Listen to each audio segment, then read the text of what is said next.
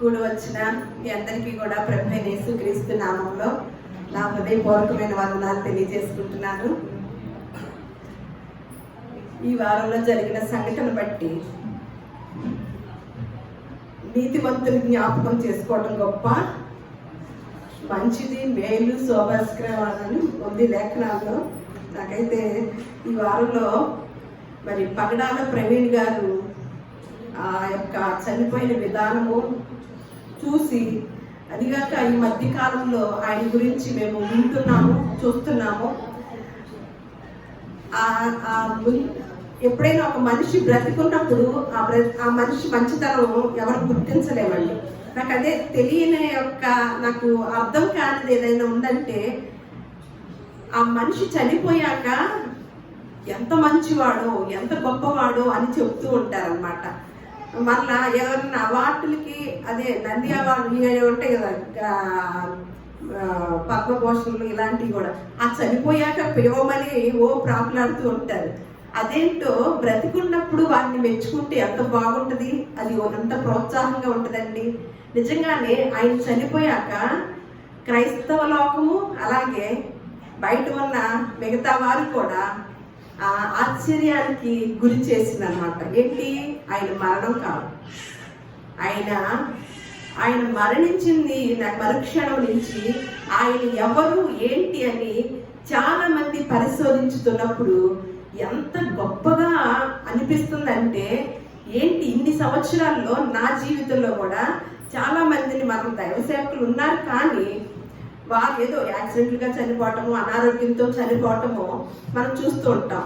కానీ ఇటువంటిది సిచ్యువేషన్ మనము చాలా దినాల నుంచి, చాలా సంవత్సరాల నుంచి చూడలేదండి. ఎక్కడో ఒక చోట విన్నాము, తర్వాత ఇది చూసి చాలా నాకు ఈ వారం అంతా చాలా బాధ వేసింది. ఆయన చెప్పిన వాటిల్లో స్త్రీ గురించి చెప్పిన దాన్ని చాలా విషయాలు చెప్పారండి. అన్ని గ్రంథాల గురించి పట్టు సాధించాడు అనమాట. మనం ఏదైనా విషయం చెప్పాలి అంటే దానిలో ఉన్న సత్యాన్ని తెలుసుకున్న వారే చెప్పగలుగుతారండి. అందుకు తను ఆ సత్యాన్ని చెప్పడానికి పూనుకున్నప్పుడు తను అన్ని గ్రంథాల్లో కూడా పరిశీలించి ఏ గ్రంథంలో స్త్రీ గురించి కొంచెం ఇబ్బందికరంగా ఉందో దాన్ని తను సేవించే గ్రంథంలో ఎలా ఉందో వ్యత్యాసాన్ని గమనించి ఆ స్త్రీ గురించి గొప్పగా చెప్పిన వ్యక్తిగా కూడా నేను ఈ మధ్య కాలంలో ఆయన ప్రసంగాలను విన్నానమాట. అంటే చాలా విషయాలు చెప్పారు. అసలు మతం అనేది ఆ మనిషిని చంపేస్తుంది, మనిషిని మతంలో చూడద్దు, మనిషిగా చూడండి అని చాలా సూత్రాలు తెలియజేసిన వ్యక్తిగాను, స్త్రీని మరింతగా గొప్పగా తెలియజేసిన వ్యక్తిగాను, స్త్రీ గురించి చెప్పిన వ్యక్తిగాను నేను చూశానన్నమాట. ఎందుకంటే ఆయన సేవించే గ్రంథంలో, ఆయన వెంబడించే మార్గదర్శకుడు ఏమి రాయించాడంటే, స్త్రీ అని లేదు, పురుషుడు అని లేదు, యూదుడు అని లేదు, స్వతంత్రుడు అని లేదు, అలాగే ఇంకొక దేశం అని ఇంకొక ఆయన ఇది అని లేదు, అందరూ దేవునిలో సమాన భాగం అని ఆ లేఖనాల్లో ఉండబట్టే స్త్రీకి అంత ఆధిక్యత ఉంది కదా, మీరెందుకు అంత అణిచివేశారు, మీరెందుకు అంత ఇది చేశారు అని తను బాగా ఫైట్ చేసి ఆ విషయాన్ని బాగా తెలియచేసిన వ్యక్తిగాను చూడటం జరిగింది అనమాట. చాలా మంది దైవ సేవకులు మనం తరలి రావటం చూసాము మరి 4-5-6 రోజుల నుంచి కూడా. అయితే ఎక్కడ లేని వాళ్ళందరూ కూడా వచ్చి, సేవకులందరూ కూడా చాలా ఆశ్చర్యపోతూ బాధపడుతూ ఆయనకి న్యాయం జరగాలని చాలా మంది ఏం చేశారంటే, కొంతమంది ఏమంటున్నారంటే ఆవేశపూరితంగా, ఇది మేము ఇప్పుడు వరకు ఈ చెప్ప మీద కొడితే ఆ చెప్ప చూపించమనే సిద్ధాంతాన్ని ఇప్పుడు వరకు మాలో చూశారు, ఇక నుంచి మేమేంటో చూపిస్తామన్న దైవ సేవకుల్ని మాటలు వింటూ వచ్చాము. అలాగే మరి తన కూతురు తన భార్య చెప్పిన మాటల్ని మనం విన్నామన్నమాట. ఎందుకంటే నా భర్త కనుక ఉంటే తప్పకుండా క్షమించేవాడు అని క్షమించే గుణాన్ని ఆ భార్య చెప్పటము, వారిని నేను క్షమించుతున్నానని చెప్పిన విధానం చూస్తే నిజంగా తన భర్త ఎంత గొప్పగా జీవించాడో, ఎన్ని గొప్ప సూత్రాలు ఆ కుటుంబానికి తెలియచేసి సమాజానికి కూడా తెలియచేశాడు అని నేను చాలా ఆశ్చర్యపోయానండి. అలాగే క్రైస్తవులలో ఉన్న వాళ్ళు కూడా చాలా మంది, అసలు అనేక మంది తప్పు పట్టడానికి కారకులు ఎవరండి? క్రైస్తవులే అన్నమాట. దీన్ని బైబిల్ గ్రంథంలో ఉన్నది ఉన్నట్టుగా బోధించితే ఎవ్వరు కూడా నోరు మెదపటానికి వీలు ఉండేది కాదండి. వీళ్ళు చేసే పనులు చాలా ఉండబట్టి ఒక ఆయన అంటున్నాడు, నేను చనిపోయే లోపులో ఒక్క చర్చి కూడా ఉండకూడదు, అలాగే ఒక్క పాస్టర్ కూడా ఉండకూడదు. ఎందుకంటే వాళ్ళు దశంభాగాలు వసూలు చేసే పనిలోనే ఉంటున్నారు కాబట్టి మన యొక్క హిందువుల్ని రక్షించుదాము అని ఒక వ్యక్తి చెప్తున్నాడు అన్నమాట. అంటే ఏం చేశారండి? దేవుని ఎరిగిన వారు పాస్టర్లైనా లేకపోతే క్రైస్తవులైనా ఎవరైనా సరే ఎవరికైనా ఇబ్బందికరంగా చేసిన వారు ఉన్నారా? లేరు కదా. ఇది బైబిల్ గ్రంథంలో ఉన్నదంతా కూడా ప్రేమతత్వం. అటువంటి దేవుణ్ణే సేవించుతున్నాం కాబట్టి ఈ రోజు ప్రవీణ్ పగడాల్ గారు చనిపోయినప్పుడు అందరూ బాధపడుతున్న విధంగానే చాలా మార్పులు జరుగుతాయి అని క్రైస్తవులు అంటున్న విధానాన్ని బట్టి ఈ రోజు నేను అసలు క్రైస్తవుడు అన్నవాడు అసలు బైబిల్ గ్రంథంలో ఏనాడో ఎలా ఉండాలని రాయించాడో, ఆయన మరణం ఎలాంటిదో అనేది, ఆయన మరణించి మనకేమి నేర్పిస్తున్నాడో అనేది ఈ రోజు నేను తెలియచేయాలని అనుకుంటున్నాను అన్నమాట. నా ఈ మాటలతో ఆయనకి నివాళులు అర్పించాలని అనుకుంటున్నాను. ఆయన మనకు ఒక బాట వేసేయారు. అలాగే మనము కూడా ఆయన పోరాడిన ఆ యొక్క సిద్ధాంతాన్ని అనేక మందికి తెలియచేసే వారంగా మనము కూడా ఉండాలని ఆశ కలిగి ఈ రోజు అసలు క్రైస్తవుడికి ఏ లక్షణాలు ఉండాలో, మనం బాప్తిసం తీసుకున్న తర్వాత ఏ ఉద్దేశంతో తీసుకొని ఈ కుటుంబంలోకి చేర్చబడతామో అనేది పరిశుద్ధ గ్రంథాన్నే మనము పరిశీలించి తెలుసుకోవాలన్నమాట. ఆయన ఎటువంటి మరణాన్ని పొందాడు, ఆయన మరణానికి మనందరం కూడా బాధపడవలసిన అవసరం ఉందా అనేది ఈ రోజు మనం తెలుసుకుందాము. మొట్టమొదటిగా 2వ తిమోతికి రాసిన పత్రిక 2వ అధ్యాయము 1 నుంచి 5 వచనాలు నేను చదువుతాను. మీరు తీసుకొని ఉంచినట్లయితే 2వ తిమోతికి రాసిన పత్రిక 2వ అధ్యాయము 1 నుంచి 5 వచనాలు చూద్దాం. ఇక్కడ తిమోతికి పౌలు ట్రైనింగ్ ఇస్తూ చెప్తున్న మాటలు అన్నమాట. పౌలు గారికి ప్రియమైన శిష్యుడు తిమోతి గారు. ఆ తిమోతి గారు సేవలకు ప్రవేశించేటప్పుడు తనకు చెప్తున్న మాటలు, అది మనందరికీ వర్తించే మాటలు అన్నమాట. నా కుమారుడా, క్రీస్తు యేసునందున్న కృప చేత బలవంతుడవు కమ్ము. నీవు అనేక సాక్షుల ఎదుట నా వలన వినిన సంగతులను ఇతరులకు బోధించుటకును సామర్థ్యము గల నమ్మకమైన మనుషులకు అప్పగింపు. క్రీస్తు యేసు యొక్క మంచి సైనికుని వలె నాతో కూడా శ్రమను అనుభవించుము. సైనికుడు ఎవడనో యుద్ధమునకు పోవునప్పుడు తన్ను దండులో చేర్చుకొనిన వారిని సంతోష పెట్టవలనని ఈ జీవన వ్యాపారములలో చిక్కుకొనడు. మరియు జట్టి అయిన వాడు పోరాడినప్పుడు నియమం ప్రకారము పోరాడుకుంటే వారికి కిరీటము దొరకదు అని. అంటే ఏమని వర్ణించుతున్నాడండి? ప్రతి క్రైస్తవుడు ఎలా ఉండాలని, మనం ఎప్పుడైతే బాప్తిస్మం అనేది తీసుకున్నామోనండి, తీసుకున్న మరుక్షణము మనం ఏమవుతామో తెలుసండి? ఎందులో చేర్చబడతామో తెలుసా? ఒక దళంలో చేర్చబడతాం, సైనిక దళంలో అన్నమాట. మరి సైనికులు మన సైనికుల గురించి తెలుసు కదా. మరి వారు అది ట్రైనింగ్ అయ్యి వెళ్ళినప్పుడు ఏమని నిర్ధారణ, ఎటువంటి దృఢ సంకల్పంతో వెళ్తారండి? సైనికులు కొంతమంది బ్రతుకుండడం మనం చూస్తామా? యుద్ధానికి వెళ్ళినప్పుడు సైనికులే కదా యుద్ధానికి వెళ్ళేది. వాళ్ళు అందుకు ఇష్టపడే సైనికుల్లో చేరతారనమాట. చేరి కూడా వారి ప్రాణాన్ని సహితం కూడా త్యాగం చేయటానికి కూడా ఎక్కడా కూడా వెనుకాడరు. ఎవరితో పోల్చాడంటే మనల్ని సైనికులతో. అందుకే ఏమని అంటున్నాడు? వినిన సంగతులను ఇతరులకు బోధించుటకును సామర్థ్యము కలిగిన నమ్మకమైన మనుషులకు అప్పగించమని చెప్తూ, క్రీస్తు యేసు యొక్క మంచి సైనికుల వలె నాతో కూడా శ్రమను అనుభవించుము. దేవుని ఎరిగిన వారు ఆశీర్వాదాలు పొందుకుంటారండి.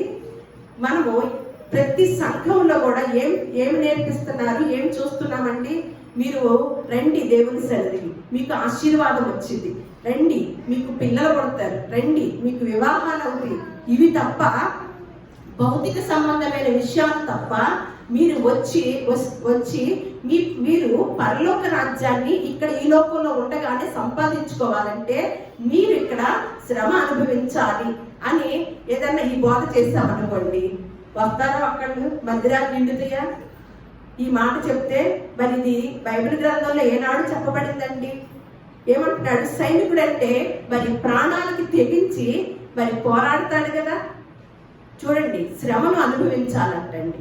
అంటే ప్రవీణ్ పగడాలు గారు చనిపోయారు అంటే ఒకవేళ అది హత్య అని నేను మాత్రం బాగా నమ్ముతున్నాను.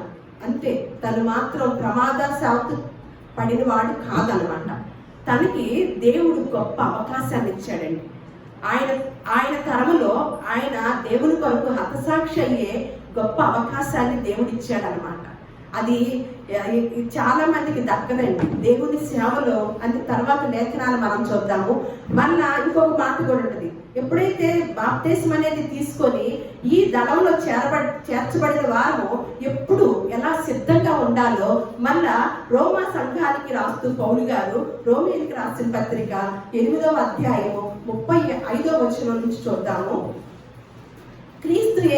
క్రీస్తు ప్రేమ నుండి మనలను ఎడబాపు వాడు ఎవడు? శ్రమ అయినను, బాధ అయినను, హింస అయినను, కరువైనను, వస్త్రహీనతైనను, ఉపద్రవమైనను, ఖడ్గమైనను మనలను ఎడబాపున. ఇందును గూర్చి రాయబడినదేమనగా, నిన్ను బట్టి దినమెల్లా మేము వధింపబడిన వారము, వధకు సిద్ధమైన గొర్రెలమని మేము ఎంచబడిన వారము. నిన్ను బట్టి ఏమని అంటున్నాడు? దినమెల్లా అంటారు. వధింపబడిన వారము, వధకు సిద్ధమైన గొర్రెలమని మేము ఎంచబడి ఉన్నవారము. అంటే ఎలా ఉండాలంట? ఎప్పుడైతే మనం బాప్తిసం తీసుకున్న వాళ్ళమో ఎలా ముందుగా ఏమి ప్రమాణం చేసి తీసుకుంటున్నామండి? నా జీవితంలో ఈయనే నాకు రక్షకుడు, ఈ దేవుడు తప్ప ఇంకొక దేవుడు లేడు, ఈయన మాటనే నేను అంగీకరించుతున్నాను, ఆమోద ముద్ర వేస్తున్నాను అని మనము ఏ మాటలైతే యేసుక్రీస్తు వారు చెప్తున్నారో వాటిని నేను అనుసరిస్తాను అని మనం ప్రమాణం చేసి బాప్తిసం తీసుకుంటాం అన్నమాట. అంటే అలా తీసుకున్న వారు ఎల్లప్పుడూ ఎలా ఉంటారంటండి? వధకు సిద్ధమైన గొర్రెలముగా ఉండాలి.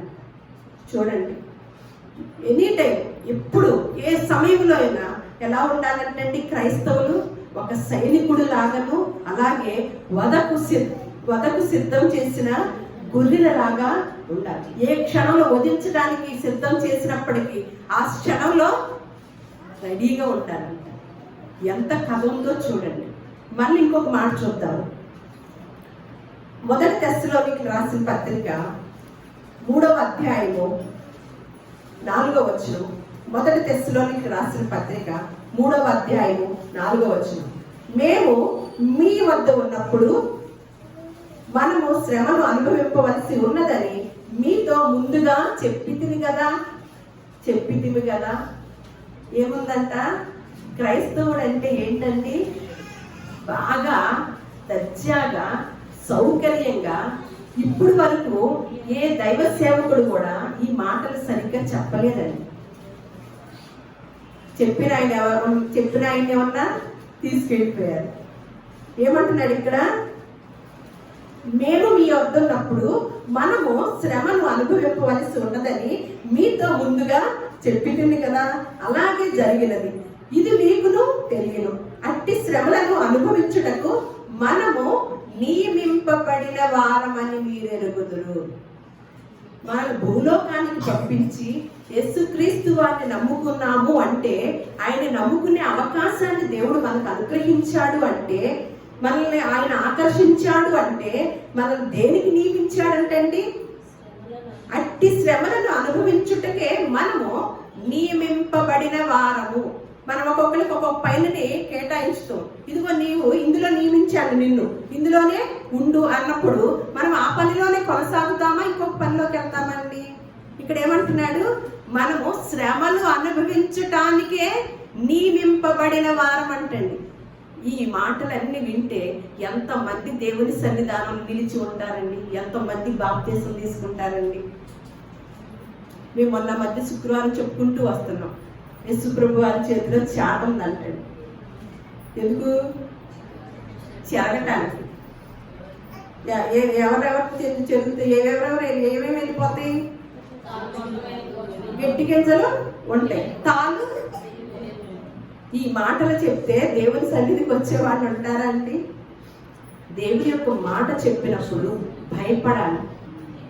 భయం కలిగి మన జీవన విధానాన్ని, మన పరిస్థితిని మార్చుకోవాలి. మనము అంతకు ముందు ఉన్న మనసుని మార్చుకోవాలి. అదే దేవుణ్ణి కలిగి ఉన్న వారముగా మనము సాక్షులంగా ఉంటామన్నమాట. దీనికి మించినది లేకపోతే గనక ఎవరికి సంబంధించిన వారమో మనం ఈ మధ్య కాలంలో నేర్చుకుంటూ వస్తున్నాము. మళ్ళీ ఇంకొక మాట, అదే మన యొక్క పరిశుద్ధ గ్రంథంలో అపోస్తలులు ఎటువంటి పరిస్థితులు జరిగినాయో మనం ఆశ్చర్యపడవలసిన విషయాలు ఏమీ లేవండి. అవన్నీ జరుగుతాయని, జరిగినవి, జరుగుతువి, ముందు రాబో దినాల్లో అని కూడా మనకి పరిశుద్ధ గ్రంథంలో తెలియచేశారనమాట. అందులో ఒకళ్ళ గురించి తెలుసుకుందాం. అపోస్తల కార్యములు 4వ అధ్యాయము 18వ వచనంలో పేతురు యోహానులను పిలిపించి పేతురుని యోహానుతో మాట్లాడుతున్న మాటలన్నమాట. వీళ్ళందరూ కూడా దేవుని యొక్క వాక్యము చెప్తున్నప్పుడు ఎవరికైతే ఇష్టం ఉండట్లేదో వారు పిలిపించి మాట్లాడే మాటలు అన్నమాట ఇవన్నీ కూడా. మీరు యేసు నామమును బట్టి ఎంత మాత్రమును మాట్లాడకూడదు, బోధింపకూడదని వారికి ఆజ్ఞాపించిరంట. అందుకు పేతురును యోహానును వారిని చూచి, దేవుని మాట వినుట కంటే మీ మాట వినుట దేవుని దృష్టికి న్యాయమా? మీరే చెప్పండి. మేము కన్న వాటిని, విన్న వాటిని చెప్పక ఉండలేమని వారికి ఉత్తరం ఇచ్చిరంట. ఇప్పుడు అదే కదా, ఉన్నది ఉన్నట్టుగా చెప్తే నచ్చటలేదన్నమాట. అందరికి ఏమొస్తుంది? కోపం వస్తుంది, బాధ వస్తుంది, ఏదో ఒకటి చేసేయాలనిపిస్తుంది అన్నమాట. అదే పరిస్థితి పేతురు యోహానుల దగ్గర కూడా జరిగి ఏం చేశారంటే వారు ఖచ్చితంగా ఆజ్ఞాపించారంట, మీరు అసలు బోధ చేయడానికే వీలు లేదు. అంటే మీ మాట వినటం మాకు శ్రేష్టమా, మా దేవుడి మాట వినటం మాకు లాభమా అని మేము విన్న వాటిని, మేము తెలుసుకున్న వాటిని, మేము కన్న వాటిని చెప్పకుండా ఉండలేము అని ఆ రోజుల్లోనే ధైర్యంతో నిలబడిన వారుగా మనం ఇక్కడ చూస్తున్నాం. మళ్ళీ ఇంకొక వ్యక్తి, అపోస్తల కార్యములు 7వ అధ్యాయము, ఇవన్నీ చదవటం కాదు కానీ మనం కొంత అక్కడక్కడ చూద్దాము. 7వ అధ్యాయం 51 నుంచి 60 దాకా మీరు చదవచ్చు. ఇక్కడ స్టెఫెను గురించి ఉంటది అన్నమాట. పూర్వము ఇశ్రాయేలు ప్రజల్లో జరిగిన విధానాన్ని అంతటిని కూడా స్టెఫెను అక్కడ వివరిస్తూ ఉన్నాడనమాట. మీ పూర్వీకుల జీవితాల్లో ఎన్ని అద్భుతాలు చేశాడు దేవుడు, ఎన్ని కార్యాలు చేశాడు, మీరు అవన్నీ గుర్తుకు లేవా? మీరు ఎందుకు మర్చిపోయారు? మీరు ఎందుకు ఇంకా ఇలా యేసుక్రీస్తు వారిని సిలువేశారు? ఇవన్నీ చెప్తూ ఉంటే అప్పుడున్న వారికి ఏమి కలిగిందండి? ఒక్కసారి ఆ చివరికి వచ్చిన చూద్దాము.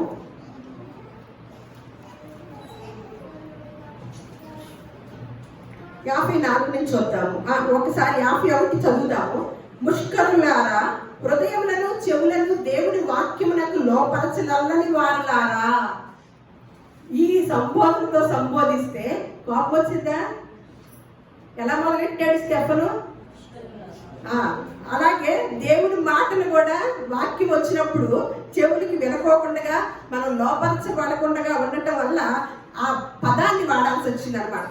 వాడి మీ పితరుల వలె మీరు కూడా ఎల్లప్పుడూ పరిశుద్ధాత్మని ఎదిరిస్తున్నారు అని అప్పుడున్న ఇశ్రాయేలు ప్రజలకు, యూదా జాతికి చెప్పాడండి.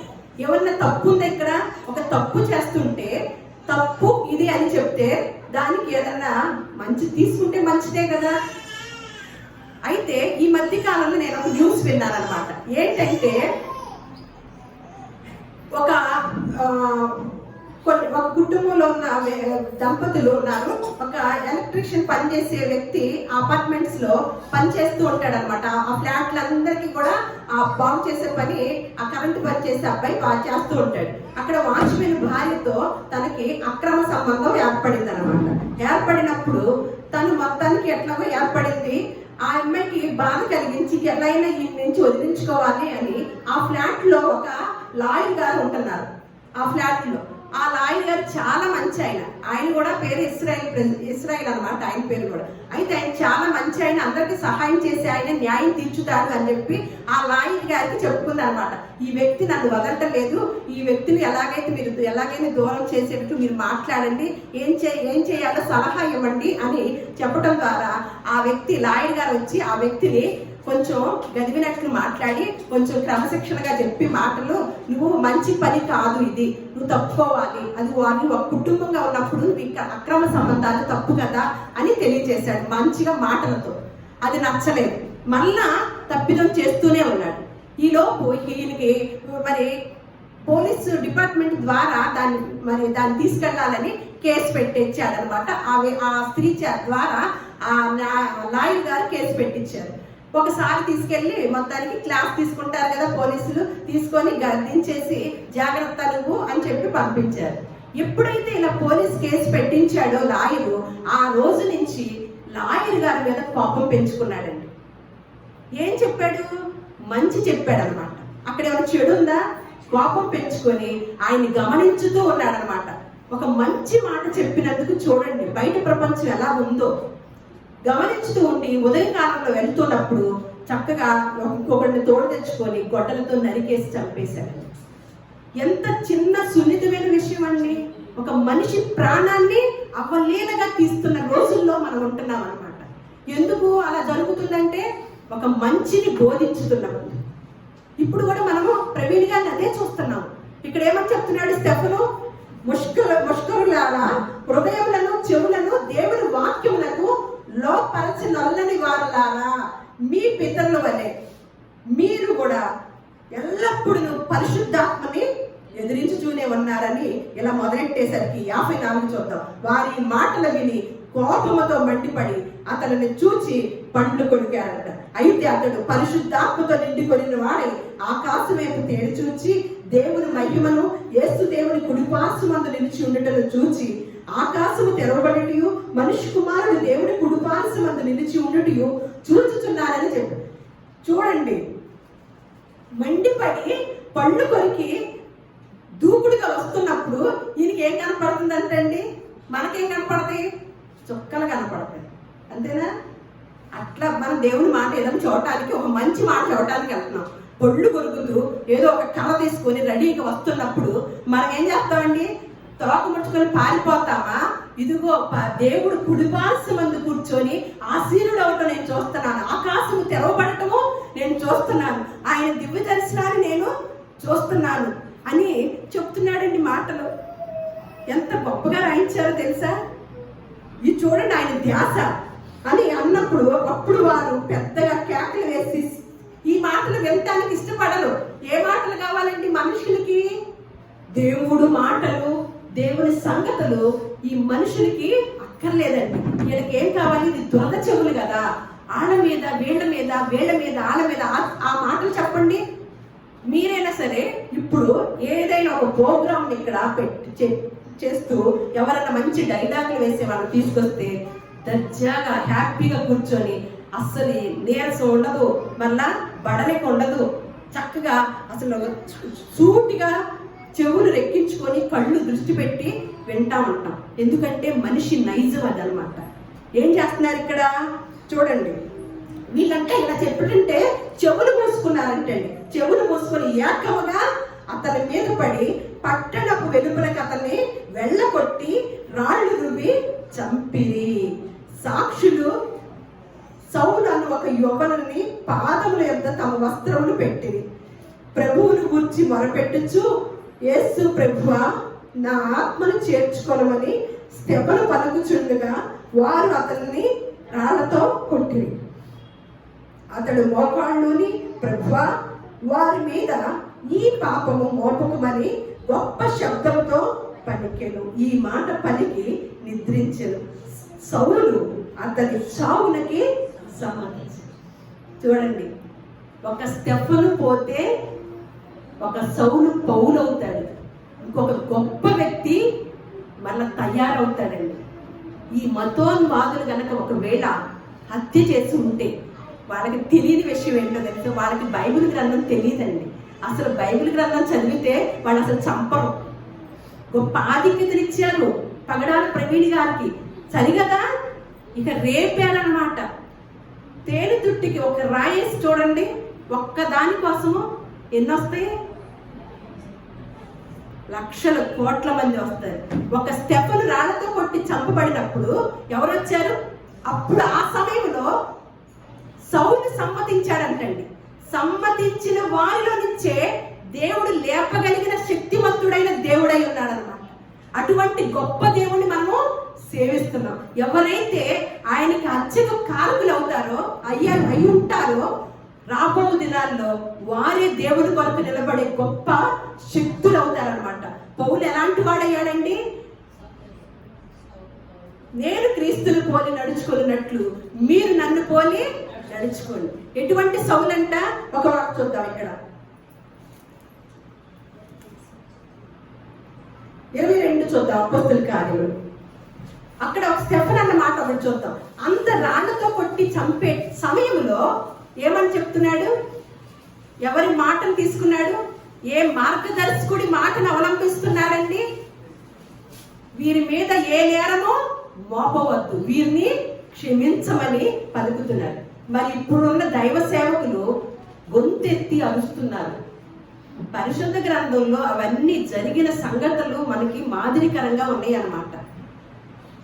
మనం మార్గదర్శకుడు సిలువేసినప్పుడు క్షమించు, వీరేం చేస్తున్నారో వాళ్ళకే తెలియదు తండ్రి, వీరిని క్షమించు, పగ తీర్చుకొనుట మీ పని కాదు. అది ఎవరి పని? అది ఎవరి పని అంటే చూడండి,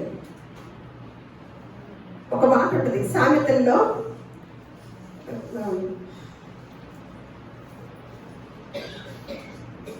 ఒక మత్తయి సువార్త చూద్దాము. 5వ అధ్యాయము 43వ వచనం. నీ పొరుగు వాణ్ణి ప్రేమించి నీ శత్రువును ద్వేషించమని చెప్పబడిన మాట మీరు విన్నారు కదా. నేను మీతో చెప్పున్నదేమనగా, మీరు పరలోకమందున్న మీ తండ్రికి కుమారులై ఉండినట్లు మీ శత్రువులను ప్రేమించండి, మిమ్మల్ని హింసించు వారి కొరకు ప్రార్థన చెయ్యండి. హెబ్రీయులకు రాసిన పత్రిక 10వ అధ్యాయంలో 30వ వచనంలో ఉంటుంది, పగ తీర్చుట నా పని, నేనే ప్రతిఫలం ఇత్తును, జీవముగల దేవుని చేతిలో పడుట భయంకరము. మనం వీళ్ళు ఏం చేస్తున్నారు? మాకు తెలియాలి ఏ వ్యక్తిలో చంపిన, తెలియటంలో తప్పులే, తెలుసుకోవాలి. కానీ మనం సేవించే దేవుడు మార్గదర్శకుడు ఏమని చెప్పాడు? మీరు మీ శత్రువులు, మిమ్మల్ని హింసించే వారి కొరకు మీరు ప్రార్థన చేయండి. పగ తీర్చుకుంట మీ పని కాదు, మీరు ఆ జోలికి వెళ్ళద్దు. దేవుని చేతిలో పడటము భయంకరము.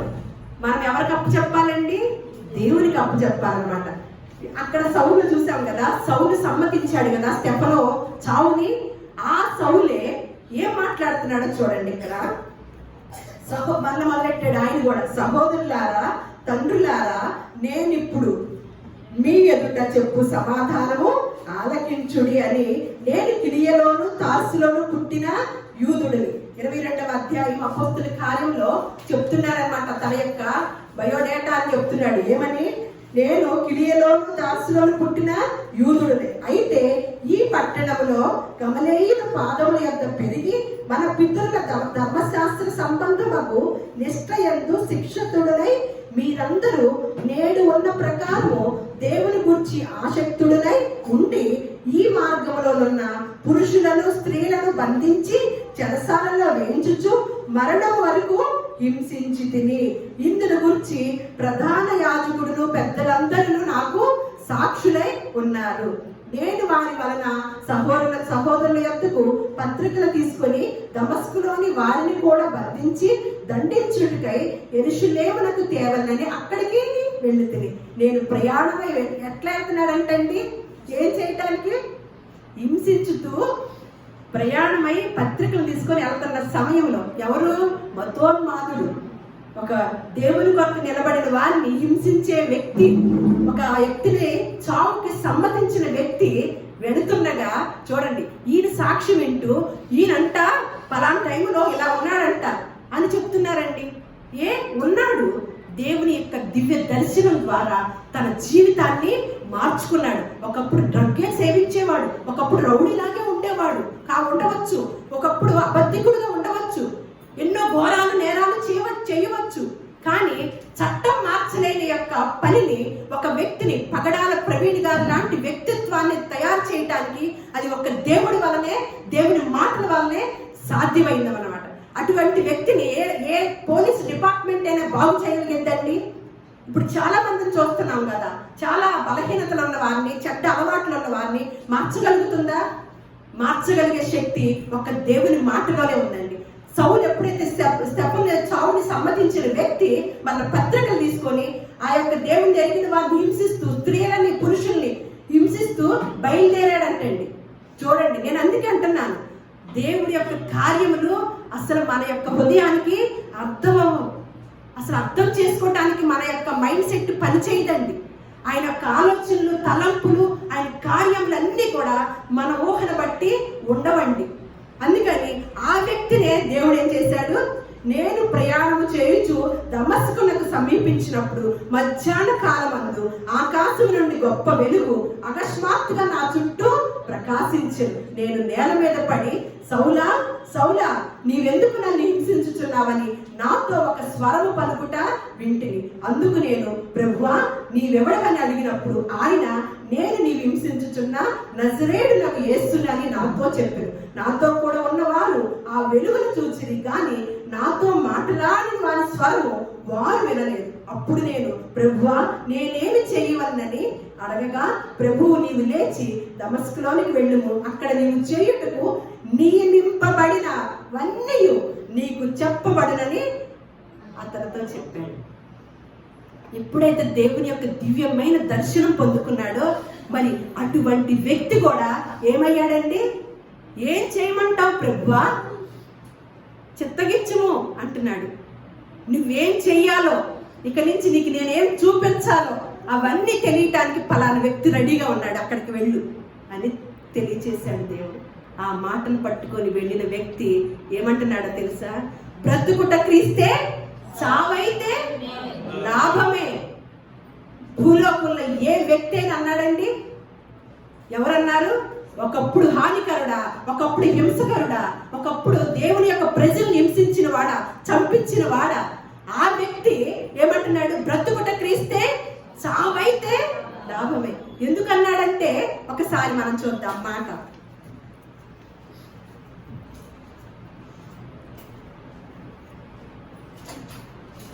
యెషయా గ్రంథము 57వ అధ్యాయము 1-2 వచనాలు. యెషయా గ్రంథం కన్నా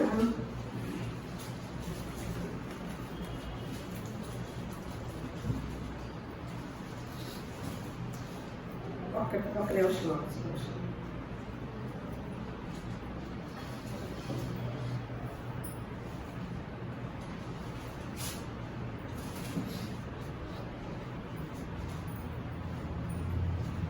మిస్ అయ్యాను.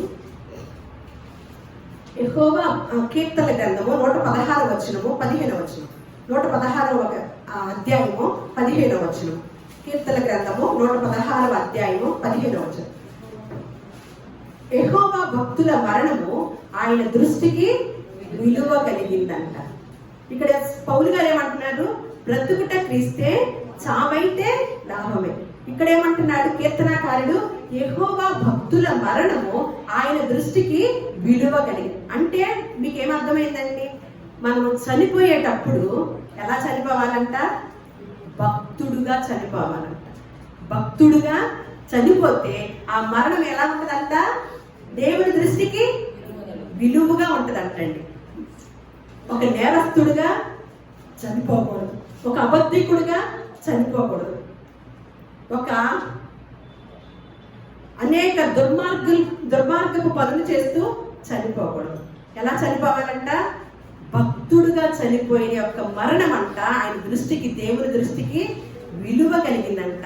ఆ విలువ కలిగింది కాబట్టే ఈయనకి చావు ఎలా అనిపించింది? లాభంగా అనిపించిందండి పౌలు గారికి. అదే పౌలు గారు ఎన్ని మాటలు చెప్పగలిగారు. అందుకనే మరల యేసుక్రీస్తు వారు కూడా ఏమంటున్నారో చూద్దాం. మత్తయి సువార్త 5వ అధ్యాయం 10-12 వచనాలు. నీతి నిమిత్తము హింసింపబడువారు ధన్యులు, పరలోక రాజ్యము వారిది. నా నిమిత్తము జనులు మిమ్మును నిందించి, హింసించి, మీ మీద అబద్ధముగా చెడ్డ మాటలెల్లా పలుకునప్పుడు మీరు ధన్యులు, సంతోషించి ఆనందించుడి, పరలోకమందు మీ ఫలము అధికమగును. ఇలాగున వారు మీకు పూర్వమందుండిన ప్రవక్తలను కూడా హింసించమని చెప్పబడిన మాట, హింసించిరని చెప్పబడిన మాట మీరు విన్నారు కదా. నేను మీతో చెప్పున్నదేమనగా, మీరు పరలోకమందున్న మీ తండ్రికి కుమారులై ఉండునట్లు మీ శత్రువులను ప్రేమించండి, మిమ్మల్ని హింసించు వారి కొరకు ప్రార్థన చేయండి. ఏం చేయమన్నాడు? ఏం చేయాలంట? మీ మీద అబద్ధముగా చెడ్డ మాటలల్లా పలుకున్నప్పుడల్లా మీరు ధన్యులు. ఏం చేయమంటున్నాడు? సంతోషముతో ఆనందించండి అంటున్నాడు. నిజంగా ఆనందించే క్రైస్తవులు ఉన్నారా? మీ శత్రువులు, మీ పరలోకమందు మీ తండ్రికి మీరు కుమారులై ఉన్నట్లుగా, మీరు కుమారులు అనబడాలంటే మనం పరలోకంలో ఉన్న తండ్రికి మనం కుమారులుగా కుమార్తెలుగా అవ్వాలి అంటే మనల్ని ఏం చేయమంటున్నాడు ఇక్కడ? మీ శత్రువులను ప్రేమించండి. ఎంతమంది ఉన్నామండి కుమారులుగా కుమార్తెలుగా? నేను చనిపోయే ముందు, చనిపోయే లోపులో నేను ఒక అబద్ధికుడిగా ఉండకూడదు, ఒక అబద్ధాలు మాట్లాడే దానిగా ఉండకూడదు, అలాగే ఒకరిని హింసించే దానిగా ఉండకూడదు, ఒకరి మీద అసూయ పడే దానిగా ఉండకూడదు. కానీ ఒక భక్తురాలిగా నేను చనిపోవాలి అని ఎవరు అనుకోగలుగుతున్నామండి? ఈ సూత్రాలన్నీ ఎవరి చేతుల్లో ఉన్నాయండి? ఇదే పోరాటం పోరాడారనమాట. జీవించి తను ప్రవీణ్ గారు ఇవే మాటల్ని ఎత్తి చూపించి మీరెందుకు మిగతా బోధన చేస్తున్నారు అని క్రైస్తవులు కూడా ఎదిరించాడు అనమాట. కొంతమందిని వారికి కూడా నచ్చలేదు, వారు కూడా ఆయన్ని గమనించలేదు. తెలుసా అండి, చనిపోయాక కానీ ఆయన ఎంత గొప్పవాడా, మాకన్నా ఎంత గొప్పవాడా, ఎంత గొప్ప సేవ చేశాడా. మేమేదో మా మందిరాల్లో మాకు నెల నెల మాకు దశభాగాలు తెచ్చి మేము సౌకర్యంగా, మేము ఎవరి జోలి వెళ్ళకుండగా, మమ్మల్ని ఎవరు హింసించకుండగా, ఎవరు మమ్మల్ని చెడ్డ మాటలు అనుకోకుండగా మా వరకు మేము చాలా సౌకర్యంగా చేసుకుంటున్నాం కదా సేవ. అమ్మో, ఇక మొన్న చచ్చిపోయాడు కదా, కొంతమంది ఏం చేస్తారో తెలుసండి, ఇక బుద్ధుంటే బయట ప్రపంచంలోకి వెళ్ళి సువార్త చెప్పకూడదు అని నిర్ణయించుకున్న వాళ్ళు కూడా ఉంటారు. కానీ మన చేతుల్లో రాసిన గ్రంథాన్ని, మన చేతిలో ఉంచబడిన గ్రంథంలో ఏమున్నాయండి మాటలు? ఏమని ఉంది చూడండి ఇవన్నీ కూడా. అందుకని ఇంకొక మాట, 2వ తిమోతికి రాసిన పత్రిక 4వ అధ్యాయము 5-8 వచనాలు, 5-8 వచనాలు అది చూపించి మీకు ఒక వీడియో చూపిస్తాను. అది చూసేసి మనం ముగించుకుందాము.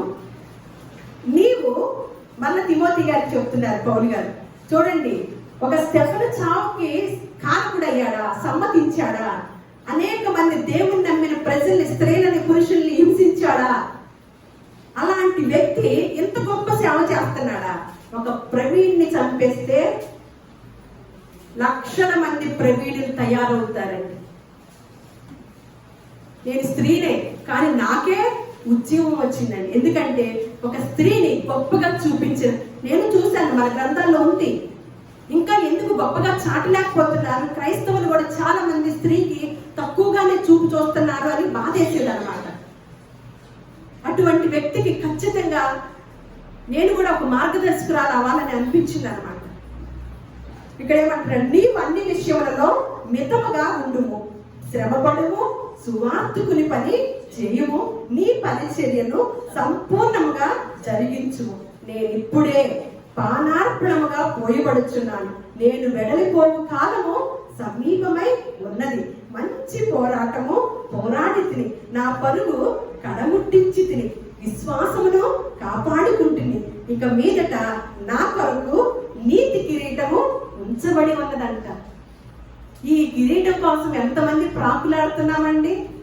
ఇక్కడ ఉన్నంత కాలం ఈ కిరీటం దొరకాలంటే ఇక్కడ ఉన్నంత కాలం ఏం చేయాలి?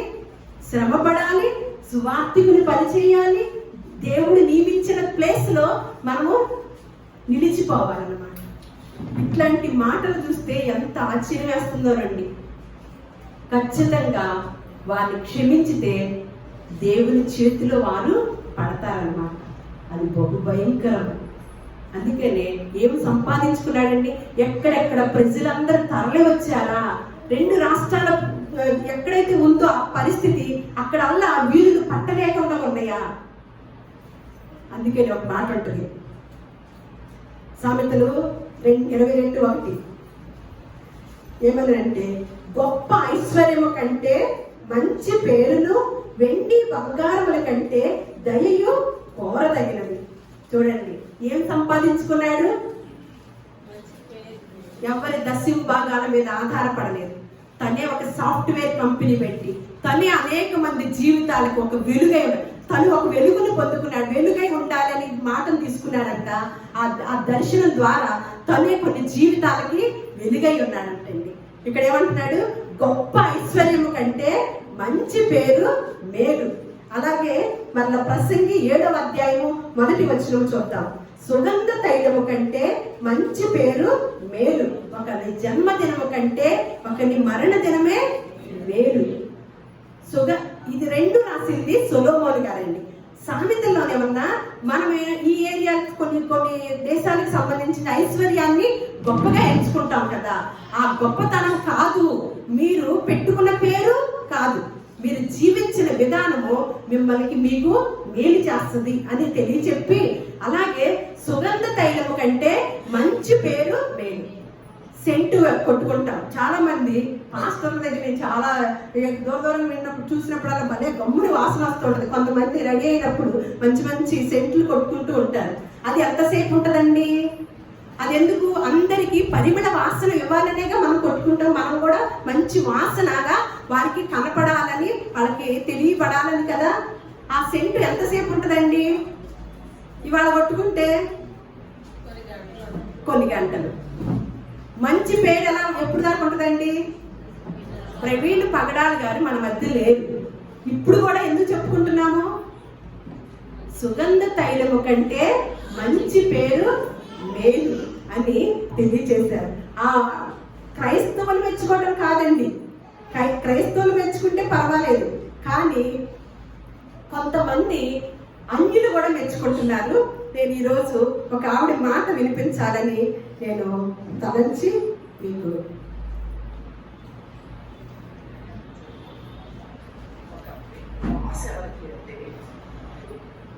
దేశాల్లో కూడా ఆయన వ్యాపార సామ్రాజ్యం అయితే ఉంది.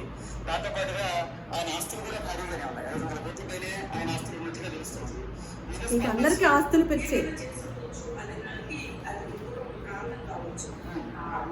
ఏం చేసినా, ఎవరు చేసినా, ఎలా చేసినా ఇది తేల్చాల్సిన పోలీసు వాళ్ళు ఎలా తెలుస్తారు.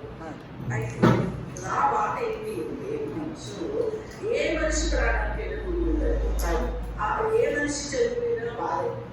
కానీ పక్కన తల్లిదండ్రులు ఎవరు చనిపోవడం వల్ల ఒక బిగ్ లాస్ ఎవరికి అంటే, నష్టం ఎవరికి అంటే అక్కడ ప్రజానికి ఒక దశలో వాళ్ళు చదువుకోవడానికి వీలేదన్న దశ నుంచి ఇతను చదువుకుని 4 రకాల భాషలు నేర్చుకుని అన్ని రకాల పట్టు తెచ్చుకుని ఇతను నిరూపించి చూపించారు.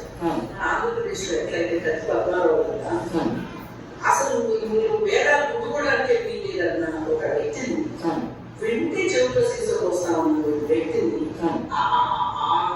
సామాజిక వర్గాన్ని వాళ్ళు నేర్చుకుని ఏదైతే తమ ఉత్తరాలు వచ్చి అనుకున్నారో మాట కంటే భిన్నగా వేదాలు చెప్పగలిగిన సత్తా ఆయన సంపాదించుకున్నాడు. అట్లాగే ఇతను కూడా ఒక పక్క బైబిల్ చదువుతూ, ఒక పక్క హిందూ పురాణాలు చదువుతూ, ఒక పక్క ఇస్లాం గ్రంథాలు చదువుతూ అన్నింటినీ చూసి అన్నిటి గురించి మాట్లాడగలిగిన వ్యక్తి, ఎవరైనా సమాధానం చెప్పగలిగిన వ్యక్తి. అంటే అదేదో సమాధానం చెప్పగలిగితే నోరేసుకుని పెట్టుకోవడం. సోదరంగా ఉదాహరణతో రెండో వాళ్ళని మెప్పించగల రాజకుడు. నొప్పించలేదంటే నేను నొప్పించాడు, అయినా వాళ్ళు ఒప్పుకోకపోయినా ఒప్పించాడు. అంత సామర్థ్యం. ఇలాంటి వాళ్ళు అంబేద్కర్ ఎట్లా అయితే చాలా మందికి ఈ రోజుకి కాదు, ఏ రోజుకైనా సరే ఒక వర్గం ప్రజలకి ఆశాజ్యోతిగా ఉన్నాడు. అలాగే ఇతని స్థాయిలో ఇద్దరు కూడా ఆ దీన జనులకి, అందరూ తోసేసిన వ్యక్తులకి ఇతను ఒక రకంగా